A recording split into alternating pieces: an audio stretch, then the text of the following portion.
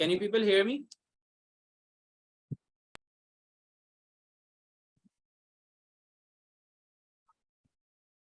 Yeah, can you people hear me?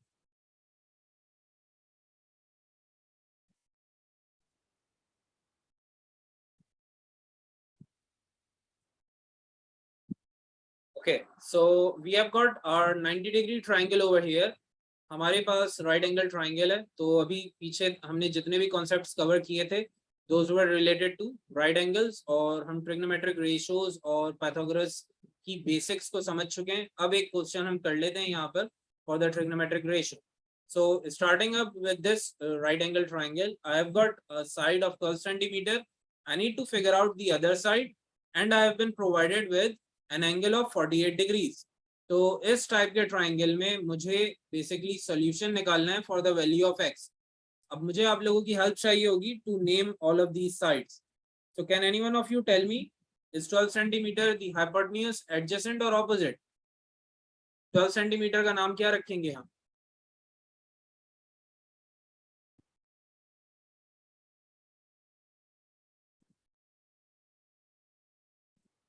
12 centimetre को हम hypotenuse कहेंगे. Very good Wardha. So we'll call it as hypotenuse. Now moving to this x, इस x की value को हमने क्या नाम देना है? Can anyone of you tell? Is this going to be adjacent और opposite? This is going to be opposite. Very good है ना. So basically what you need to see is कि आपके पास जो एंगल है, the value of theta is having the value of x exactly in front of it. So Husna is going really quick. She has already got her answer. तो हमारे पास 48 degrees के बिल्कुल सामने है x centimetre. So we will consider it to be opposite. Vardha, basically the adjacent is the line which is present right beside theta and 90 degrees. So 90 degree और theta के साथ जो line होती है उसे हम कहते हैं adjacent. Now moving forward, we have got our values named, like we have hypotenuse which is 12 and we have opposite which is to be found, and that is x. अब मेरे पास hypotenuse और opposite आ चुके हैं. Now I need to figure out कि हम यहाँ पे कौन सा trigonometric ratio use करेंगे. Can any one of you judge कौन सा trigonometric ratio use करना है हमने?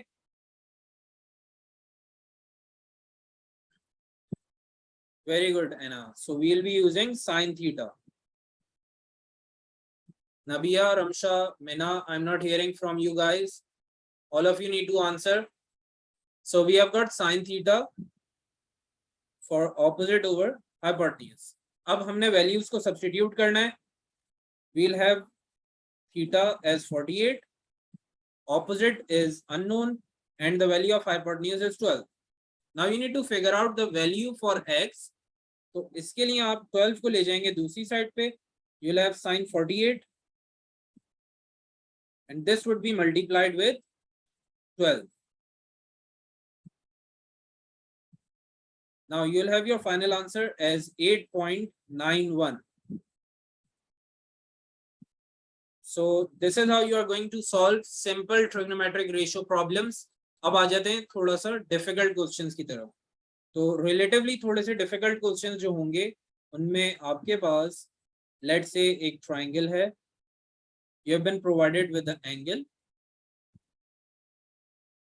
as 55 degrees with one angle over the right corner. I have been provided with 90 degrees and the angle, and the examiner is asking to me that I need to figure out the value of this side which is termed as x, और मेरे पास एक side given है as 7 centimeter. Now first of all I need to name both of these sides. So can anyone of you tell me what is the name of this x? X का नाम क्या रखेंगे हम? Hypotenuse. Very good, Anna. Then what is going to be the name of this 7 centimeter? 7 centimeter का नाम क्या रखेंगे हम? Yes, Nabiha, Mina, Ramsha.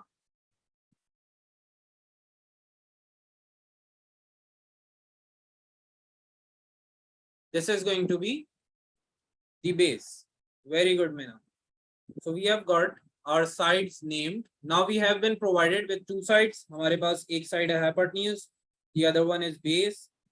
Base की value हमारे पास 7 है और hypotenuse unknown है, written as x centimeter. Now we need to figure out which trigonometric ratio is going to work over here. कौन सा trigonometric ratio हमें यहाँ पर use करना होगा? Meena, we basically need to figure out the hypotenuse. Hypotenuse is the value which is unknown. तो हमें hypotenuse find करना है. Base or the adjacent has already been provided as 7 centimeter. आप 7 centimeter को base भी कह सकते हैं और adjacent भी कह सकते हैं. Yes, so we have got our trigonometric ratios. तो हम यहाँ पर use करने लगे हैं cos theta, which is adjacent और base over hypotenuse. तो अब आपने वैल्यूज को सब्स्टिट्यूट करना है. Now you are going to remove base, theta and hypotenuse और इनकी जगह पे आप रखेंगे values. So theta has been provided as 55 and the base has been given as 7 centimeter. Now you need to figure out the value of x. लेकिन यहाँ पे problem ये है that x is in the denominator. पहले हम क्या करते रहे हैं कि डायरेक्टली डिनोमिनेटर को मल्टीप्लाई करवा देते थे. अब यहाँ पे ऐसा सीन नहीं है. We are not allowed to do that right now, क्योंकि x अब जब दूसरी साइड पे जाएगा तो this is going to be cos 55 times x is equals to 7. तो ये एक प्रॉब्लम हो गई है यहाँ पे. So what we are going to do, we are going to pick cos 55, move it to the right corner और यहाँ पे जो x है वो मल्टीप्लाई हो रहा है cos 55 के साथ. When we take it to the other side it would be divided. So we'll have x is equals to 7 over cos 55. Very good, Varda. You are doing it right. Just solve it further and tell me the final answer. अब यहाँ पे भी एक problem ये है कि students calculator में values को डायरेक्टली लिखते हैं लाइक 7 डिवाइडेड बाय cos 55. तो आपने ऐसे नहीं करना है. You will use the brackets with cos 55 और अब आप इसको सॉल्व करेंगे तो आपके पास इंशाल्लाह करेक्ट आंसर आएगा directly. So you have your answer as 12.2. Centimeter का यूनिट लगाना नहीं भूलिएगा since they have provided us the length in centimeters. तो ये हमारा हो गया है ट्रिग्नोमेट्रिक रेशियो का थोड़ा सा एक डिफिकल्ट पार्ट. अब आ जाते हैं सबसे प्रॉब्लमेटिक क्वेश्चन पे जहाँ पे स्टूडेंट सबसे ज्यादा गलती करते हैं. And we have now a question which is having 90 degrees. They have provided us with a length of 12 centimeter and a length of 8 centimeter.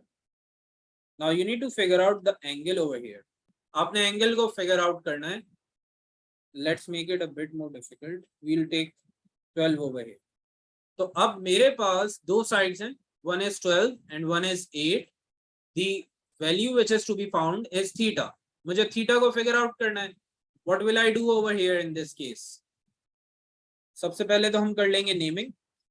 12 centimetre की जो वैल्यू गिवन है इसका ट्रिग्नोमेट्री में नेम क्या होता है? What is the name of this side? Yes, Nabiha, Ramsha.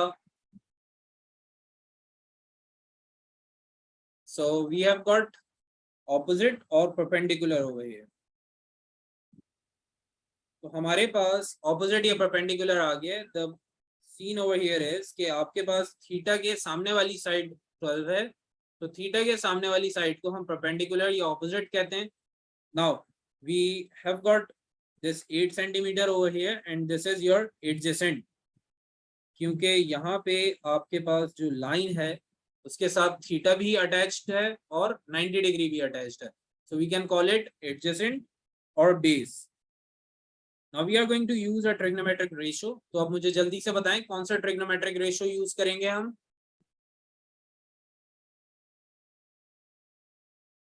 Which trigonometric ratio is going to be used? 10. Very good. So we are going to use tan theta is equals to opposite over adjacent. Okay तो यहाँ पर आप opposite और adjacent की values को substitute करोगे और theta की जगह पर आप लिख देंगे x since it's unknown. तो अब आपके पास opposite है as 12 and the adjacent is 8. तो अब आपने figure out करना है यहाँ पर x की value को. So first of all you will divide 12 with 8, you'll have 1.5. Now since you need to find x, तो आप 10 को दूसरी साइड पे लेकर जाएंगे, and when you are doing this आपने 1.5 divided by 10 करना है, क्योंकि 10 is being multiplied with x. 10 जो है वो x के साथ मल्टीप्लाई हो रहा है. तो अब हम जब दूसरी साइड पे लेकर जाएंगे 10 को, तो ये डिवीजन में आ जाएगा. लेकिन ट्रिग्नोमेट्रिक रेशियोज में आप डिवीजन नहीं कर सकते. Like 1.5 can not be divided by any trigonometric function. Sine cos या टेन से डिवाइड नहीं हो सकता. तो हम क्या करेंगे, हम लिखेंगे 10 इनवर्स और ब्रैकेट में बंद कर देंगे 1.5 को. तो अब इसे हमने सॉल्व करना है. और आप में से अगर किसी को आइडिया नहीं है कि इनवर्स कैसे सॉल्व होता है, तो आपने कैलकुलेटर को उठाना है, शिफ्ट का बटन प्रेस करेंगे और उसके बाद आप 10 प्रेस करेंगे तो 10 इनवर्स आ जाएगा. स्क्रीन पे कुछ ऐसा लिखा हुआ नजर आ जाएगा आपको. Then you will put in the value of 1.5 और आपके पास फाइनल आंसर आ जाएगा, which is coming out to be I guess 56.3. तो अब हमारे पास 56.3 जो है ये लेंथ नहीं है, दिस इज एन एंगल. तो आपने एंगल का साइन भी यहाँ पर यूज करना है. So we have got 56.3 as our final answer. So this is how you are going to use trigonometric ratios in different cases. अब हम आगे की तरफ बढ़ते हैं, लेकिन next concept पे जाने से पहले I want a confirmation from all of you. If all of you are perfectly clear with this, or do you have any sort of query? सब क्लियर हैं या किसी को कोई क्यूरी है?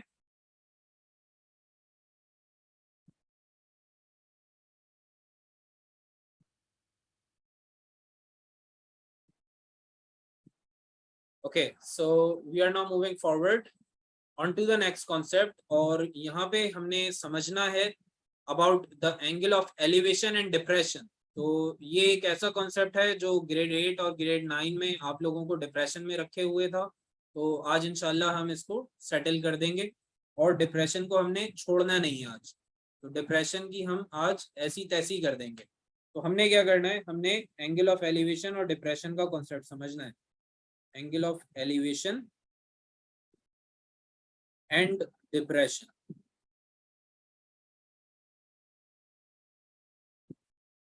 तो अब सबसे पहले मुझे आप ये बताएं कि एलिवेशन जो टर्म है यहाँ पे, इसका मतलब क्या होता है. What does the term elevation means. Elevate करना या एलिवेशन में जाना, इससे क्या मतलब है. It means to go up. Very good है ना. तो हम जब भी एलिवेशन की टर्म देखते हैं तो हमें समझ जाना चाहिए कि ऊपर की तरफ जाने की बात हो रही है. Then coming to depression. Depression की जो टर्म है इसका मतलब बिल्कुल कंप्लीटली ऑपोजिट होता है फ्रॉम एलिवेशन. तो डिप्रेशन हो जाएगा टू गो डाउन और टू कम डाउन. तो जब भी आप एंगल को या लाइन को ऊपर की तरफ लेकर जाना चाह रहे हैं, you are basically trying to elevate it. And whenever you are trying to move the line और द लेंथ डाउनवर्ड्स, तो आप उसे डिप्रेशन में ले जाना चाह रहे हैं, you are trying to reduce it. तो अब हमने ये समझ लिया है कि एलिवेशन और डिप्रेशन क्या होता है. तो अब स्टार्ट करते हैं इससे related examples. So let's say if I have a boy over here. ये बेचारे जो हैं भाई हमारे पाकिस्तान की तरह हैं थोड़े से, और इनकी हालत बड़ी ही नाजुक है. On the other side we have the politicians जो फुल हैवी हो गए और ये ऊपर की तरफ बैठे हुए. So he is basically standing on the top. बिल्कुल टॉप पे प्रेजेंट है ये. और अब अगर पब्लिक ने अपने पॉलिटिशियन को देखना है तो वो बेसिकली ऊपर की तरफ देखेगा, और अगर पॉलिटिशियन ने पब्लिक को देखना है तो वो नीचे की तरफ देखेंगे, कुछ इस तरीके से. Now the point over here is कि लाइन ऑफ साइट क्या चीज है ये समझ लें. तो लाइन ऑफ साइट को समझेंगे तो आपको एलिवेशन और डिप्रेशन के एंगल्स खुद नजर आना शुरू हो जाएंगे. लाइन ऑफ साइट क्या चीज होती है. Whenever you are standing at a certain place, तो आपकी लाइन ऑफ साइट आपकी आईज से हॉरिजॉन्टली होती है. Like your eyes would be making a horizontal line, that is line of sight. Line of sight क्या चीज है? It is a horizontal line right from your eyes in the forward direction. So the line of sight of politician is going to be like this, and the line of sight of the public is going to be like this. तो अब हमने ये समझना है कि angle of elevation और depression क्या है. तो अगर हम इस केस को देखें like this one where the public is watching the politician, तो पब्लिक का लाइन ऑफ साइट यूज करेंगे हम because right now the viewer is public. तो पब्लिक ने ऊपर की तरफ देखना है. Since he is watching upwards, he'll be making some angle with the line of sight. तो अब इस पूरी जो कॉन्सेप्ट है इसको समराइज कर देता हूं मैं. Initially the eyes were in this position. जब इन्होंने ऊपर की तरफ देखना था, he moved his eyes upward. ये ऊपर की तरफ चले गए अपनी आईज को लेकर. So he has moved at a certain angle. इस एंगल को हम नाम देते हैं angle of elevation. Since he was trying to see upwards, ऊपर की तरफ देखना चाह रहे हैं, तो एंगल ऑफ एलिवेशन बनाएंगे. Now this is what angle of elevation is going to be.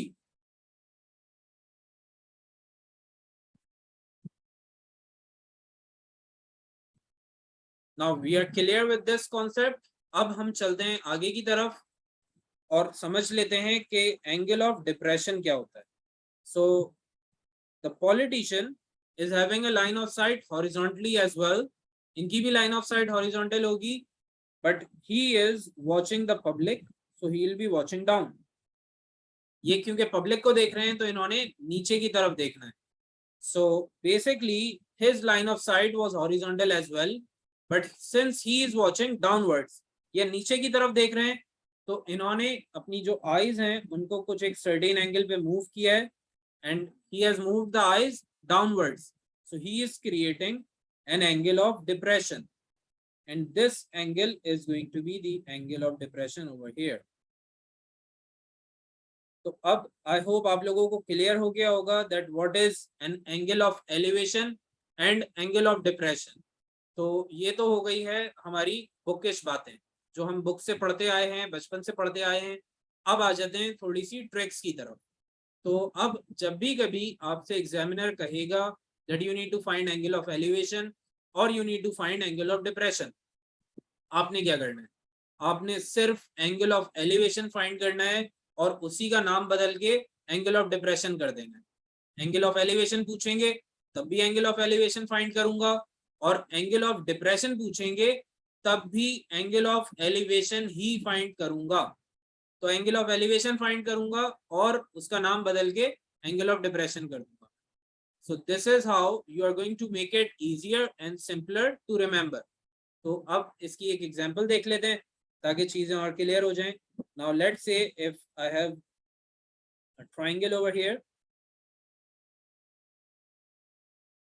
this is going to have an angle over here which is unknown, and I have point A, point B and point C. तो अब मुझे ये समझना है कि angle from C to A क्या है. Angle of C to A कितनी वैल्यू रखता है ये मुझे फिगर आउट करना है. तो इसको फाइंड करने का तरीका क्या है? Like you are having a length of 10 centimeter over here and a length of 13 centimeter over here. Now you need to figure out the angle of elevation from C to A. You are asked to find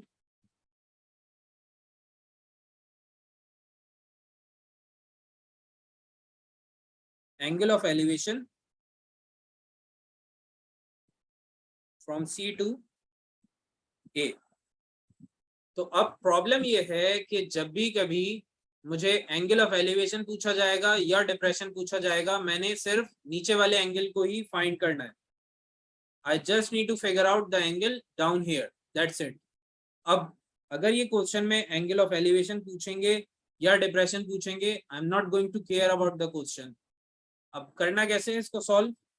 क्योंकि आप लोग trigonometric ratios use कर चुके हैं अभी previous parts में, तो आप लोगों को आइडिया है कि अगर मुझे x की वैल्यू फाइंड करनी है, first of all need to name these two lengths. मुझे इनकी नेमिंग करनी होगी. Can anyone of you tell me the name of this 10?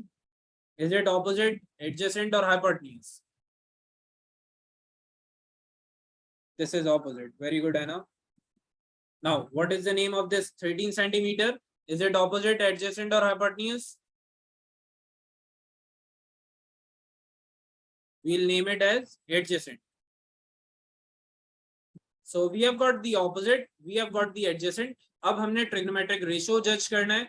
So the trigonometric ratio over here to be used is going to be tan theta. Tan theta हम यहाँ पे use कर लेंगे. We have got opposite over adjacent. Now what you need to do here is that you need to replace the values with the provided readings. Whatever the values are, वो आप यहाँ पर put in कर देंगे. Like angle is unknown, which is going to be x. Opposite is 10 and adjacent is 30. Now what you need to do here is that you need to figure out the value of x. तो आप 10 को भेजेंगे दूसरी side पे. This is going to be x is equals to tan inverse times 10 divided by 13 is going to produce around 0.68 और 0.69 तकरीबन इतनी value आएगी. आप tan इनवर्स जब इसका निकालेंगे तो आपके पास एंगल की वैल्यू आ जाएगी. Can anyone of you tell me the answer? Okay, so it's 37.56. Now we have got the angle over here as 37.56, which is going to represent x. अब आ जाते हैं जरा इस कॉन्सेप्ट पे कि अगर मुझसे इन्होंने एंगल ऑफ डिप्रेशन पूछा होता तो मेरा एंगल ऑफ डिप्रेशन का आंसर कितना होता. Since they have asked me to figure out angle of elevation, तो हम लिखेंगे angle of elevation is equal to 37.56. In case if they would have asked me to figure out angle of depression, तो हमने सिर्फ ये करना था that I would have erased elevation from here और मैंने लिख देना था depression. That's it. तो कोई भी केस होगा, कोई भी ट्राइंगल होगा, आपने सिर्फ नीचे वाला ये एंगल फाइंड करना है and that is going to be the answer for either angle of elevation or angle of depression. दोनों के लिए ये आंसर हो जाएगा. Now the point here is कि सर हम दोनों ही आंसर्स को सेम क्यों रख रहे हैं? Why are we keeping both of these answers same? ऐसा क्यों नहीं हो सकता कि एंगल ऑफ एलिवेशन की वैल्यू एक सर्टेन डिजिट में आ जाए और angle of depression completely different हो? ऐसा क्यों नहीं हो सकता? So the point here is that if you see this particular shape, like अगर हम एंगल ऑफ एलिवेशन की बात करें या एंगल ऑफ डिप्रेशन की बात करें तो आपको एक z बनता हुआ नजर आएगा right over here. Even if we talk about our previous example, तो यहाँ पे अगर आप देखें आपको एक z नजर आ रहा होगा. You would see a z over here. So the z is basically related to parallel lines. हमने पैरेलल लाइंस की प्रॉपर्टीज पढ़ी हैं प्रीवियस क्लासेस में और प्रीवियस लाइक ग्रेड्स में आप लोगों ने भी पढ़ी हैं definitely. that whenever we are having parallel lines तो z बनता है और z में हमेशा इंटीरियर एंगल्स एग्जैक्टली सेम होते हैं. so whenever you are having a z formation, these two angles are going to be exactly same. ये हमेशा exactly same होंगे without any sort of difference.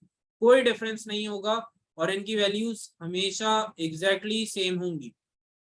so if this one is your elevation which is equivalent to let's say 37.56, तो अब क्योंकि z formation हो रही है तो आप डिप्रेशन को भी कितना यूज करेंगे?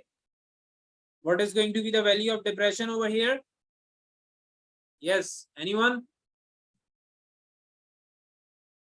the value of depression over here is going to be 37.56.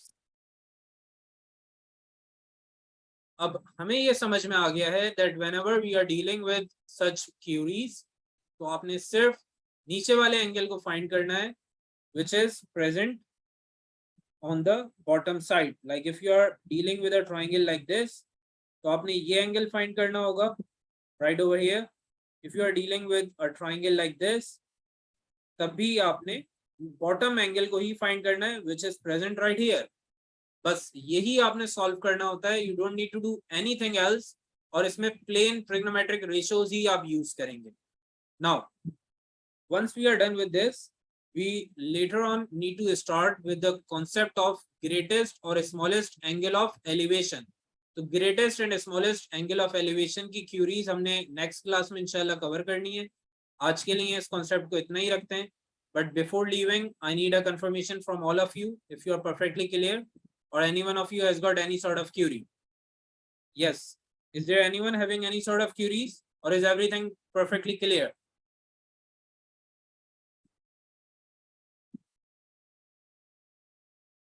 Yes. Are all of you perfectly clear with all of the topics covered today? Okay. So that's it for today. See you then in the next class. All of you can leave, and those of you who are having any sort of queries could just stay here for a couple of minutes. मैं आप लोगों को दोबारा से समझा देता हूँ a few of the things which you are having queries. Rest of you can leave. So that's it for today. See you then on Tuesday, inshallah. Allah Hafiz.